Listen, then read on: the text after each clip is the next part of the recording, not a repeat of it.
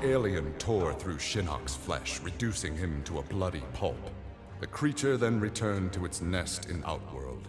It continued to venture forth looking for suitable hosts for use in establishing a new hive. The alien found more than a few intriguing species and dragged them back to its lair. Once a queen had been spawned, the alien's new hive multiplied quickly and spread unchecked throughout the realm. Emperor Kotal Khan attempted to save Outworld in a desperate final attack on the alien's main nesting ground. The attack failed. Outworld belonged to the aliens.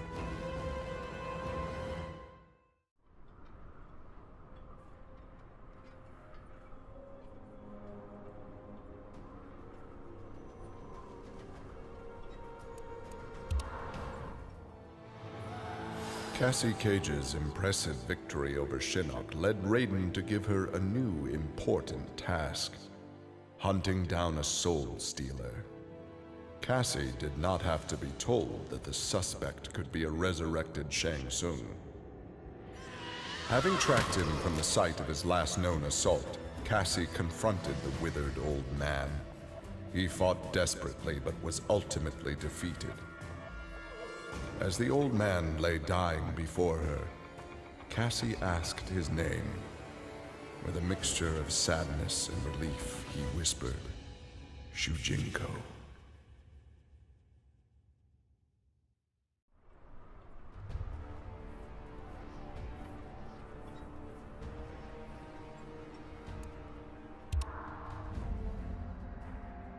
Devorah's ultimate plan was not to destroy Shinnok, but to enslave him.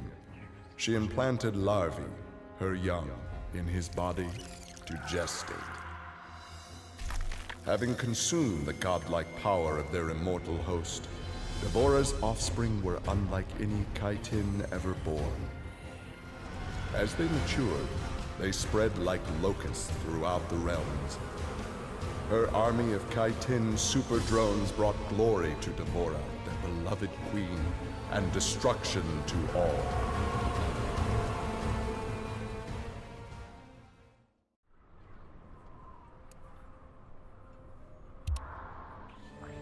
Alone once more, Ermac searched the labyrinthine corridors of Shao Kahn's old fortress, searching for the source of a faint voice calling to him. Suddenly, a wisp of dust brushed his chest, wrenching free one of his many souls. The dust took the form of a man who began to consume soul after soul. As the weakened Ermac stared helplessly, he recognized the mysterious figure. The sorcerer Shang Tsung, returned from death.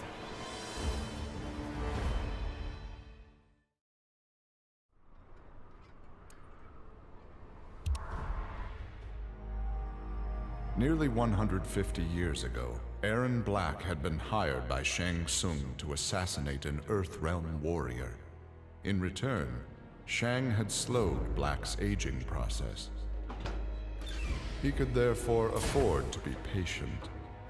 If an employer wanted someone dead, they would be in time. A team of young Earthrealm warriors had caused Erron Black's current employer, Kotal Khan, much inconvenience. With the patience of a viper, Black eliminated them all.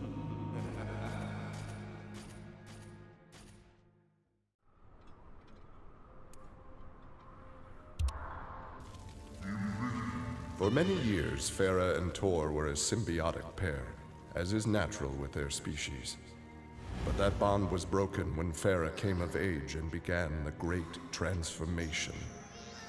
Farah Tor returned to the Tarkatan Wastes, where Farah began her metamorphosis.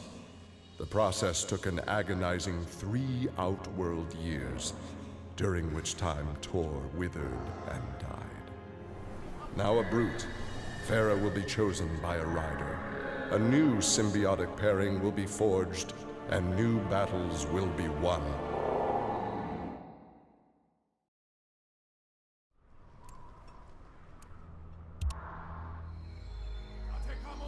After his incursion into Earthrealm, Kotal Khan had become a prime target of Special Forces surveillance. Jackie Briggs was assigned to monitor his activity. Jackie followed Kotal Khan to an equatorial jungle, where he entered a hidden pyramid. Inside, he retrieved a glowing crystal skull.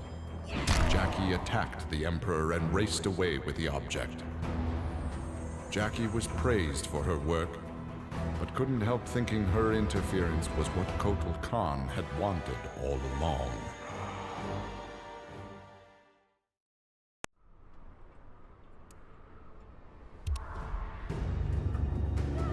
Like Scorpion, Jason Voorhees was a revenant.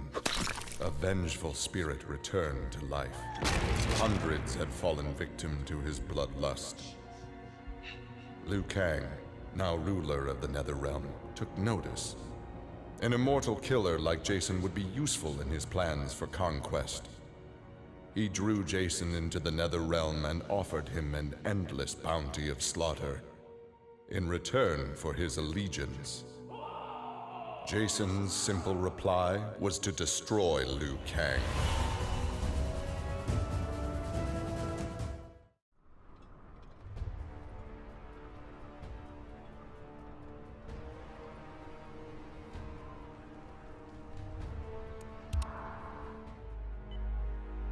After Shinnok's fall, the hospitalized Johnny Cage asked Jax to fill in as leader of his squad.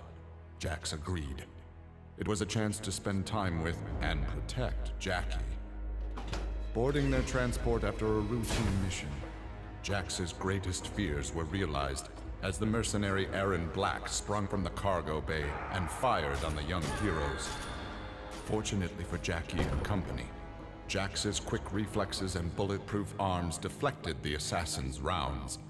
Jax quickly subdued Black, then slipped into shock as a red stain engulfed his chest.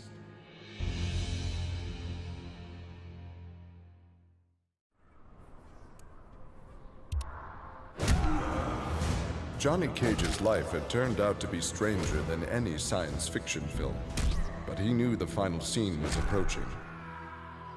With Raiden's direction, Johnny was able to sail to Shang Tsung's abandoned island fortress, where his adventure had begun, to contemplate his future.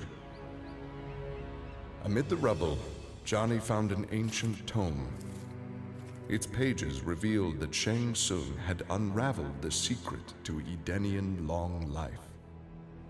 Johnny Cage's retirement would have to wait.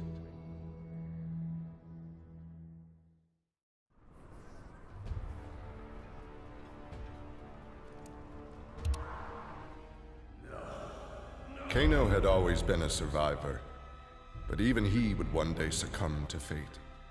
His ideals of ruthless terror would die with him, unless he could pass on his methods to a new generation. Combat, weapons, high-tech sabotage, torture, all would be part of the curriculum. But before his students could learn his techniques, Kano would beat the weakness out of them. They would understand, or die trying. Kano's first pupil? His own son. Class was now in session.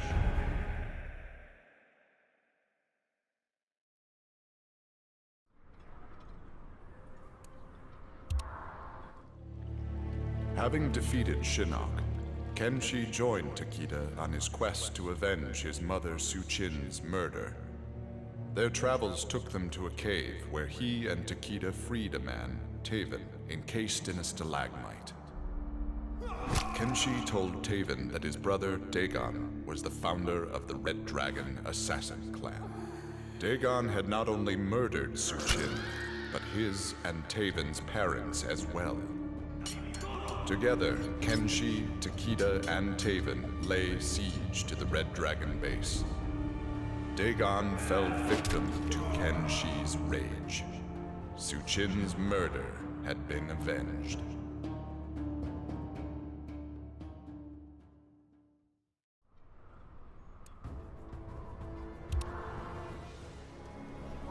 Kitana found herself walking the streets of a magnificent, shining city.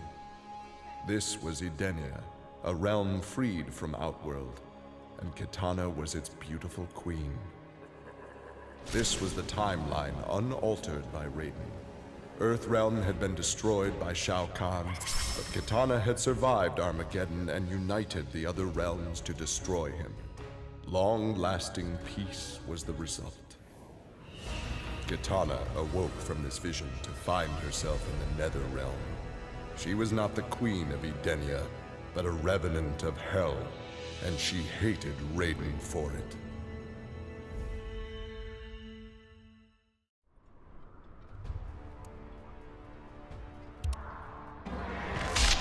Kotal Khan returned to Outworld determined to rebuild his forces.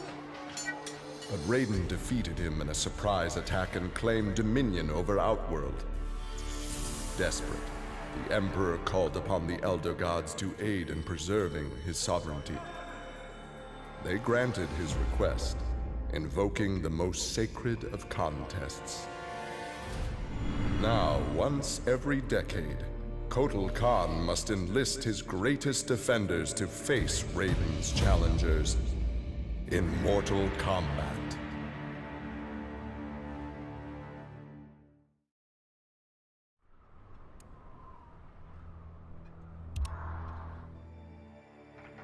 For his role in saving Earthrealm, Kung Jin's family created a statue in his likeness for inclusion in Raiden's revered collection. But Kung Jin's thoughts were with one no longer accepted by his family, Kung Lao. Kung Jin set out to locate his cousin and found him in the Nether Realm. Raiden believed Kung Lao's tortured soul was forever trapped without Quan Chi's magic to free him. But Kung Jin knew the Shaolin were stronger than any sorcerer's spell. He vowed to help Kung Lao fight off the evil that had remade him.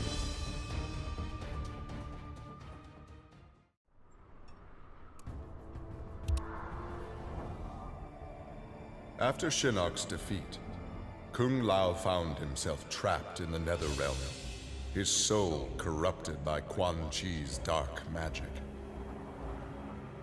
There he would have remained but for the aid of his cousin Kung Jin. Together, their Shaolin strength repelled the evil sufficiently enough for Kung Lao to escape that dark realm and control his inner demons. Compromised but not lost, Kung Lao now exists as an agent of vengeance. He will show evil no mercy.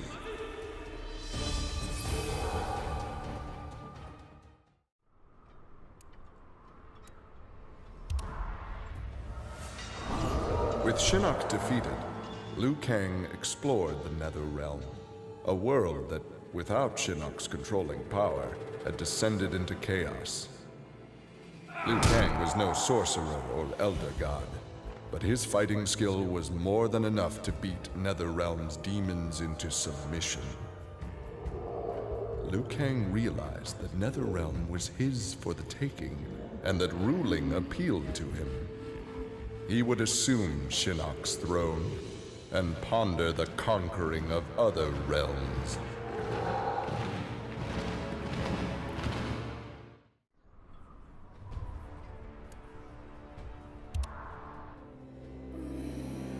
Overcome with exertion, Mileena collapsed and felt her soul gliding through the ether. She awoke in an incubation chamber. Nearby were countless others, each containing an exact copy of her. Mileena found she could read each being's mind and they hers. They quickly realized the benefit of so many fierce warriors sharing one mind. As they plotted revenge on their enemies, the architect of the Mileena's awakening laughed quietly.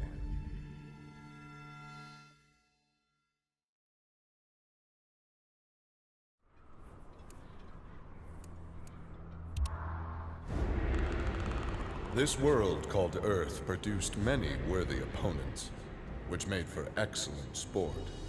Some possessed a power previously unknown to the Predator's race, sorcery. The Predator sought to harness this new power for use in his conquests. He analyzed a trophy from a recent battle and eventually discovered its secrets. With the power of sorcery, the Predator was unstoppable and decimated whole worlds single-handedly. He had become the apex predator.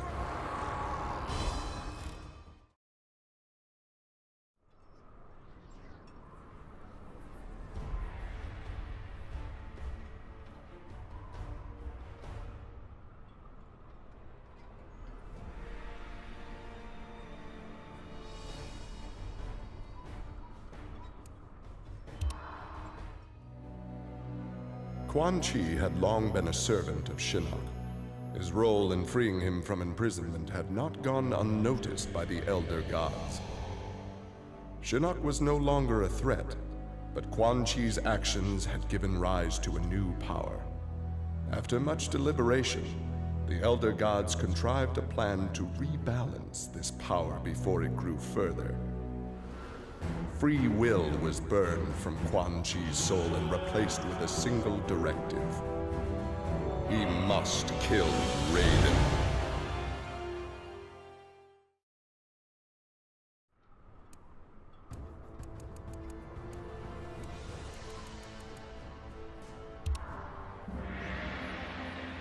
After millennia of fending off Earthrealm's enemies, Raiden began to wonder if defense was the best path to peace.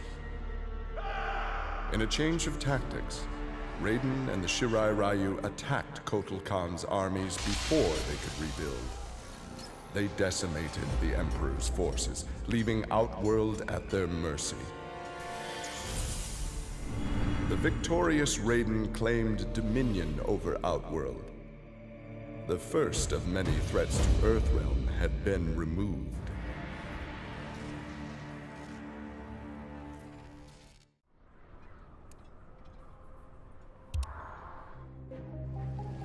After Shinnok's defeat, Reptile was ordered to Earthrealm by Kotal Khan to assess the damage. Such intel could prove useful in future conflicts. Stumbling upon a collapsed cavern, exposed during the crisis, Reptile was shocked to see raptors emerging from within. Unlike the rest of his race, these raptors had never left Earthrealm for the doomed realm of Zaterra, and thus had remained safe and hidden. Alone no more, Reptile vowed to remain with his rediscovered people and reclaim their Earthrealm homeland.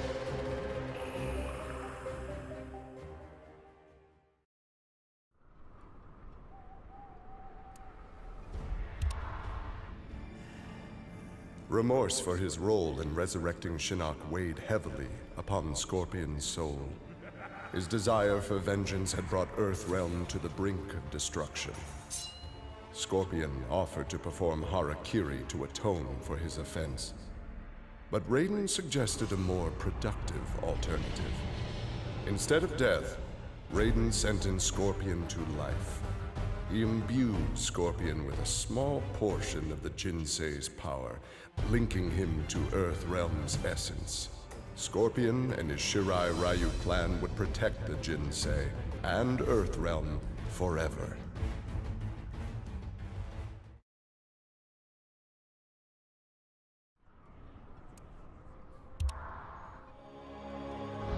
Earthrealm belonged to Shinnok.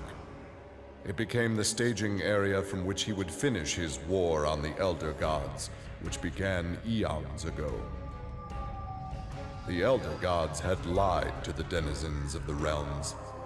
They were not individual beings, but merely parts of a greater collective known as the One Being. Shinnok would merge the realms and awaken him. Whole once more, the One Being devoured the Elder Gods. Shinnok watched with satisfaction. This reality had finally come to an end.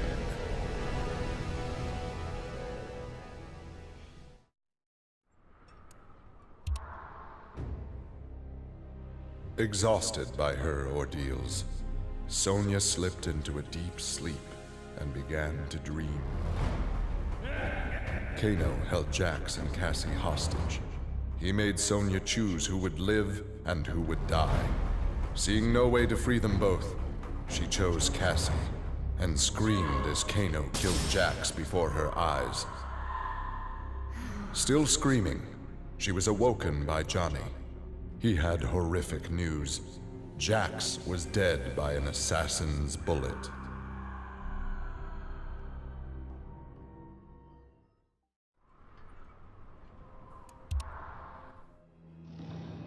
Grandmaster Sub-Zero knew his Lin Kuei clan would need more than martial arts to stave off future threats to Earthrealm. In the frozen reaches of Outworld, he found the answer. A female frost dragon with a clutch of eggs. With his ability to freeze, Sub-Zero hatched the Dragonlings. They accepted their Lin Kuei masters and their training as combat mounts. With a force of dragon riders, the Lin Kuei's ferocity became legend. None dared risk conflict with Earthrealm.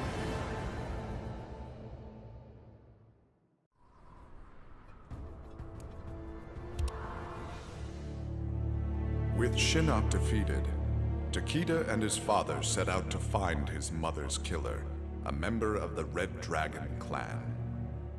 Special Forces tech enabled Takeda to locate the clan's base and disguise himself and Kenshi as they infiltrated their ranks. Deep within the mountain stronghold, Takeda discovered an actual dragon, a prisoner of the clan. The creature used its magic to divine the murderer's name, then transport Takeda and Kenshi to a faraway cave. There they discovered a man encased in a stalagmite. The dragon had said this man would also have reason to confront Su Qin's killer. Takeda began to free him.